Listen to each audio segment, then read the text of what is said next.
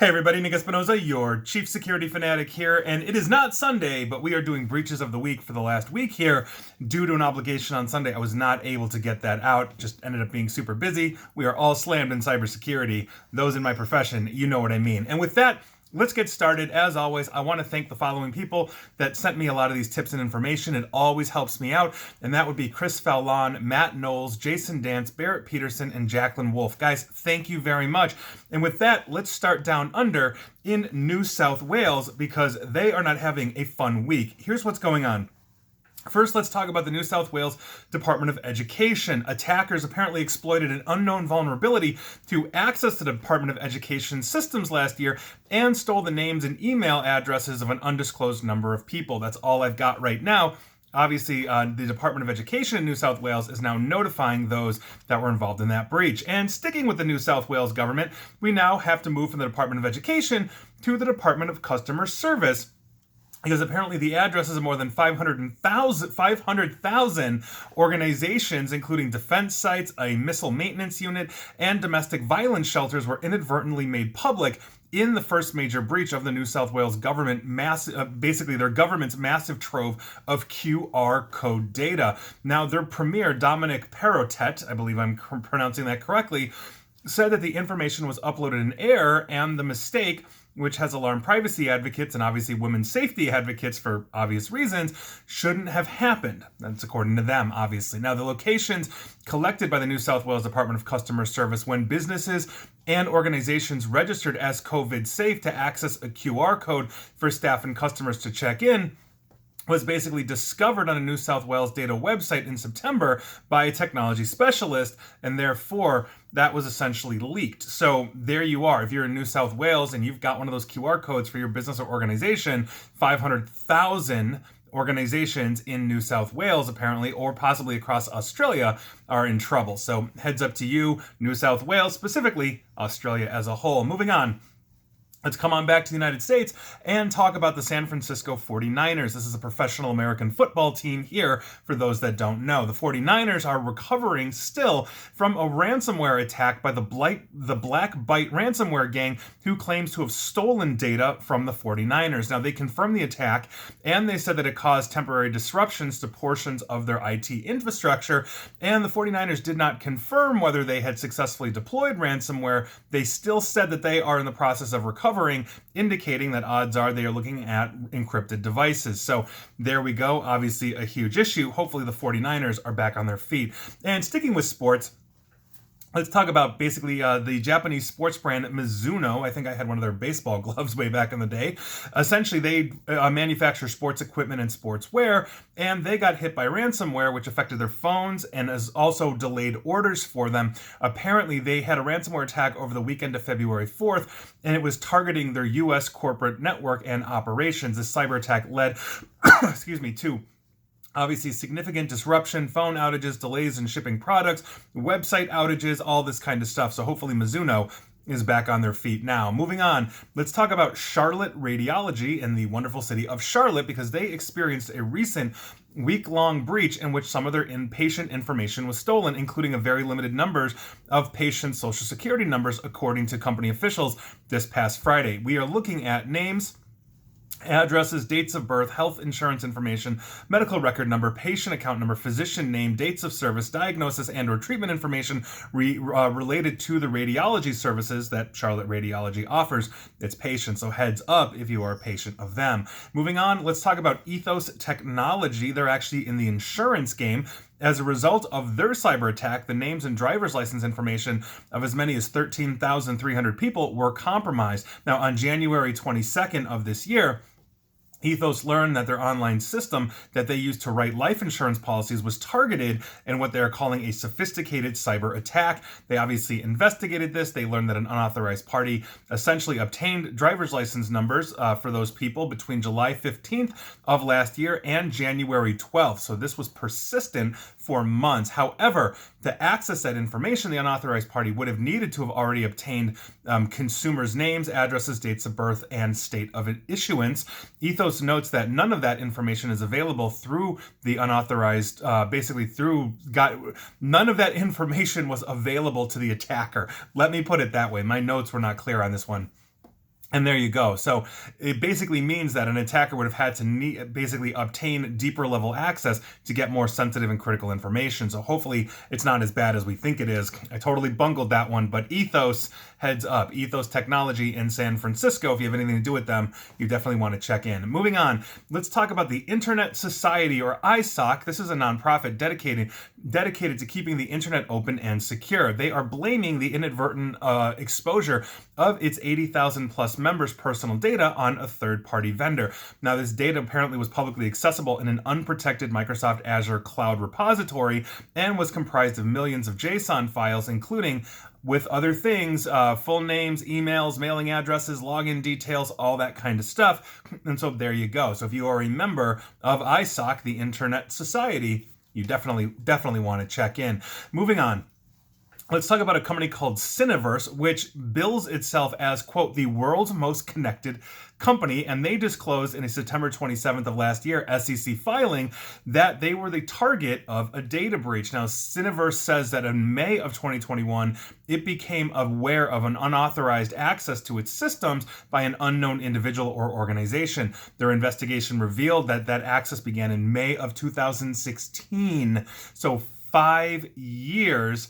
Basically, back in May of 2016, someone gained access to databases within their network on several occasions. Login information allowing access to and from their electronic data transfer environment was compromised for about 235 of their customers. And for the record, their customers basically are AT&T, T-Mobile, Verizon, as well as other massive carriers around the globe, because Cineverse supplies messaging services for all of them. So they are insanely connected, and they are also insanely hacked. There you go. So heads up, T-Mobile, Verizon, AT&T, and probably the carrier you're on. If they're using Cineverse, you may be in trouble, myself included. Moving on, let's talk about Optionus. This is the parent company of Parasol. I mentioned them in the last breaches of the week. So this is kind of an update on that breach, but it's actually Optionus that have the problem. And this, I think, is a really interesting one in terms of cyber hygiene lessons. Its staff was seemingly routinely storing credentials in clearly flagged Word or Excel documents. Obviously, that's very convenient for attackers. And some of these documents were titled useful links and passwords, useful passwords. Over 48 documents with password in their title were included in this data dump, including one that gives away server admin and username credentials, router login details, and social media credentials as well. This is what you don't do when you have good security. This is absolutely insane. Now, the other data that was there included a contract for someone working at BAE Systems Global Combat Systems. Another one was for Airbus, details which, though limited, essentially could potentially lend themselves to targeted phishing campaigns against highly sensitive defense and aerospace companies that Optionus was apparently working with.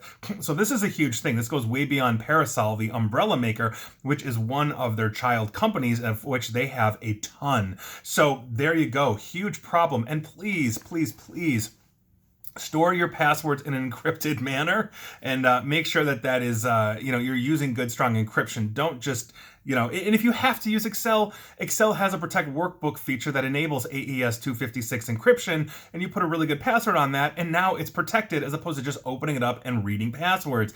This drives me up a wall every time I see this. Please, please, please maintain good cyber hygiene. The last thing you want to do is be like Optionus there. And here we are. Moving on.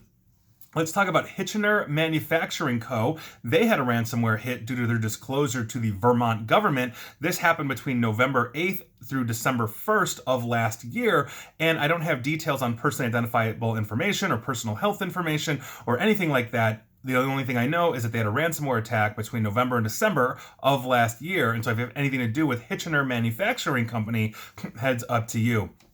Moving on, I want to talk about Give, Send, Go. This is the basically the place where you can donate money to things, as well as the Freedom Convoy in Canada. I actually mentioned this in an article that I had published earlier this week on the Canadian Freedom Convoy and its very unusual ties to things like the alt-right and foreign backers and all this kind of stuff. Money, obviously, that is being funneled through Give, Send, Go. Now, here's what happened. On Monday, GiveSendGo's website said that it was under maintenance hours after the site was hijacked and then redirected to a page which was believed to be controlled by the attackers, which no longer loads. Now, this redirected page condemned the truckers who descended on Canada's capital to oppose mandatory COVID-19 vaccinations, causing widespread disruption to traffic and all of that. Now, here's the thing.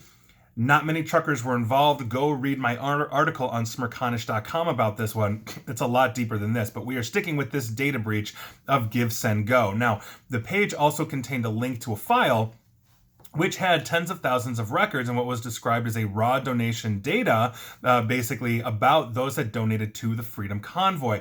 A short time later, the nonprofit leak site Distributed Denial of Secrets said that it received 30 megabytes of donor information from GiveSendGo, including self-reported names, email addresses, zip codes, and IP addresses. Distributed Denial of Secrets, a site known for basically hosting leaked data involving far-right groups, says that the data would be provided to researchers and journalists only, meaning you can't necessarily go ahead and get it yourself unless you are a researcher and a journalist, and they can verify that. But that is obviously very interesting, and by virtue of that, leaks have been coming out. We know, for example, an American billionaire was somebody that donated quite a lot of money to this group. The financial backing is coming very heavily from the United States. This is not a localized Canadian issue, and that is something I speak to in my article. Go read it. There you go. And finally, and we have a couple of interesting finalies for you.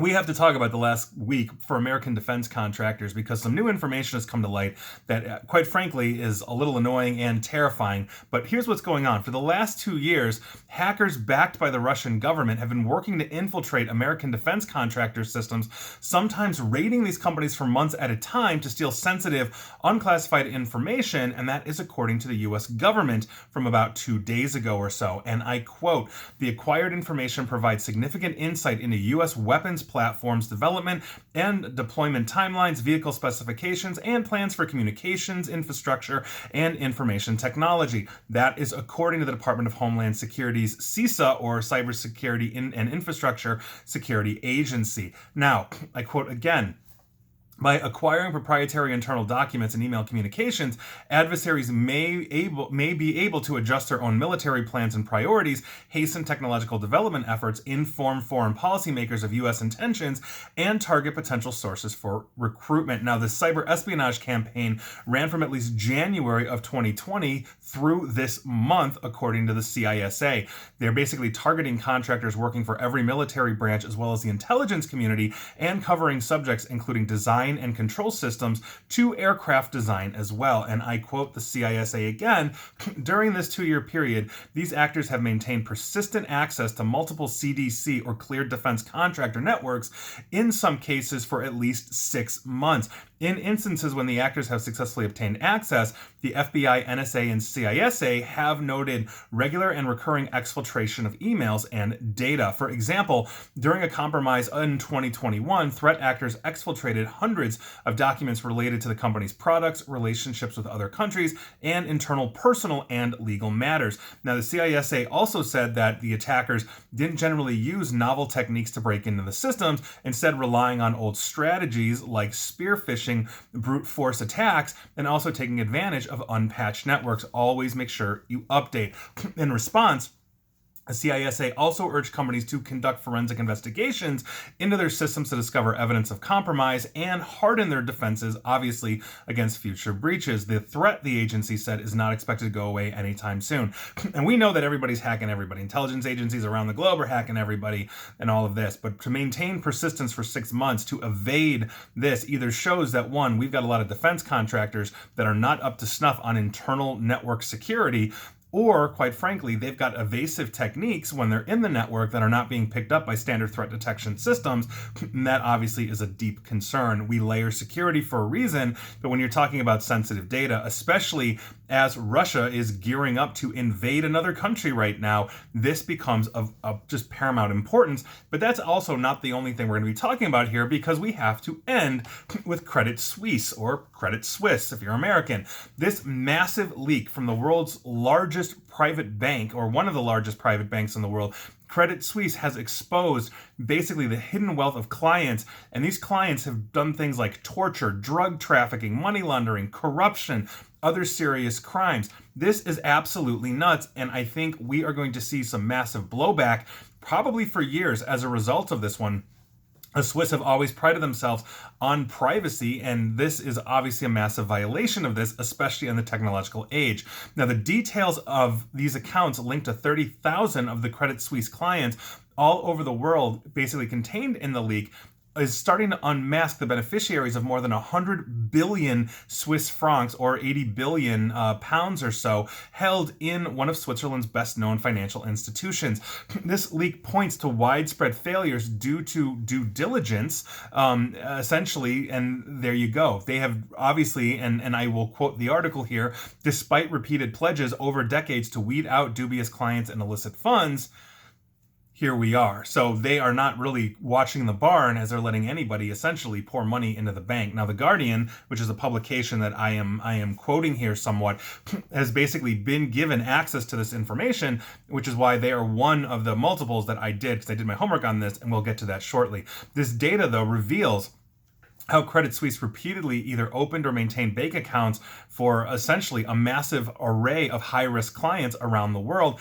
And I mean, this was dumped out actually by an activist or a whistleblower to a German newspaper. And I quote the activist: "I believe that Swiss banking secrecy laws are immoral. The pretext of protecting financial privacy is merely a fig leaf covering the shameful role of Swiss banks as collaborators of tax evaders." Interestingly enough, the Swiss also got in trouble post-World War II, as we found that many high-level German Nazis were using Swiss banking to store, hide, pilfer money that obviously they had taken from the German industry, financial industry, as well as from the Jewish population as well. And there's been huge fights over the decades of many Jewish families attempting to reclaim that which was stolen by them from the Nazis. So the Swiss are not new to this situation at all. And check out some of the just high-level exposures that I found when I was looking through just regular articles. Some of these are named, some of these are not. These are just a few of the 30,000 that will soon come to light. Now, first one up was a known human trafficker out of the Philippines. Another one is a Hong Kong stock exchange boss that was jailed for bribery. His money's obviously there. A billionaire who ordered the murder of his Lebanese pop star girlfriend. Executives who looted Venezuela's state oil company. Corrupt politicians from everywhere, from Egypt even to Ukraine.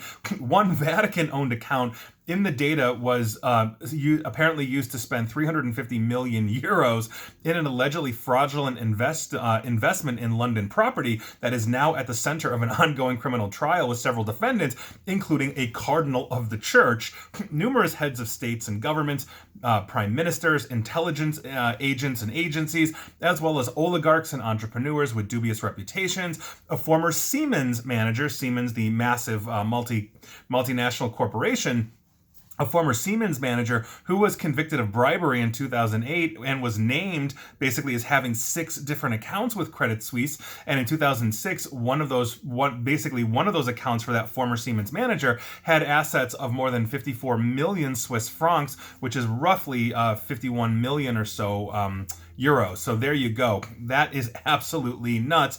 And as the newspaper pointed out, there's no way that his Siemens salary would net him 54 million francs. So that's absolutely nuts. Now, the leak also revealed that there were secret accounts held by Jordan's King Abdullah II, Iraq's former deputy prime minister Ayad al-Awai, Algerian autocrat Abdelaziz Bouteflika, I'm probably butchering that name, and the Armenian ex-president Armen Sarkisian. So obviously this is absolutely nuts. And the fallout from this is going to be huge for Switzerland, because this is threatening to damage Switzerland's entire financial sector because it's their largest bank. But the problem is that this is going to sour or potentially sour the relationship with the European Union, because basically the European Union's main political group raised the prospect of adding the country to a money laundering blacklist, meaning if you are banking in Switzerland, the EU will consider you essentially a potential money launderer, because they might blacklist the country of Switzerland, which is just absolutely Wow. So the European People's Party, or EPP, which is the largest political grouping of the European Parliament, called for the EU to review its relationship with Switzerland and consider whether it should be added to a list of countries associated with high-risk financial crime.